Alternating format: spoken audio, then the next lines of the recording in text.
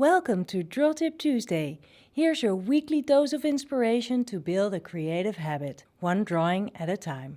Brought to you by Sketchbook School. Hi! Your sketchbook is your creative playground. I personally like to use my sketchbook as an illustrated journal, but every now and then I want to break out of the habit of drawing from observation and just play.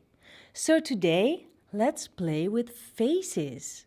You will need some magazines that you can cut elements out of, scissors, a glue stick, a pen, pencil, marker, crayons, color pencils, whatever tools you feel like using. After all, we're ready to play, so take out your toys. I've cut out some elements from the magazines I had at hand, and now I have a collection of many eyes, some lips, noses, hair, and I also found some textures and colors that I like. I have no idea which of these I will be using or what will come out once I start playing. If you just arrange a bunch of these things, then already you will have created a face.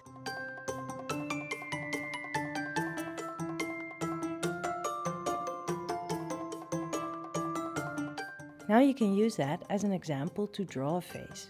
This is not about drawing exactly what you see, but take it as an inspiration. Just play and see what happens. This way you can create and come up with an endless range of different characters. With all the elements, you can also play with different facial expressions.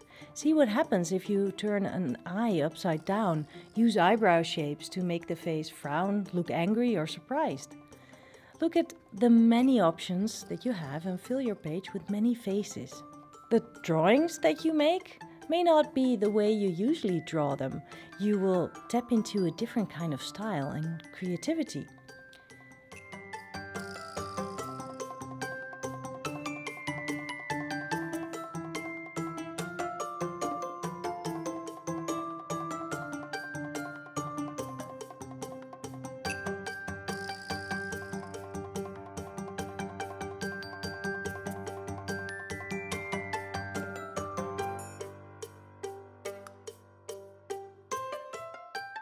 I could go on and on, filling this page with these characters, but I have another thing I'd like to try. I've cut out these bodies too.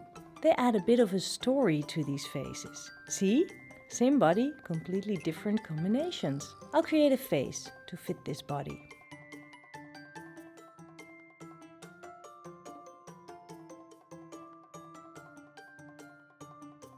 Maybe add some hair using these shapes I cut out. No, I'd rather draw the hair myself. And look at the difference in posture when I move the body more up or down, making the neck longer or the figure more hunched. This time to play really teaches you about body language, expressions, and about using your imagination. This is so much fun. Sketchbook School faculty member Nelleke Verhoef is an expert in playing with shapes, and she uses playtime a lot to get ideas for her amazing illustrations. If you want to learn more from her, and she has so much fun stuff up her sleeve, go to sketchbookschool.com.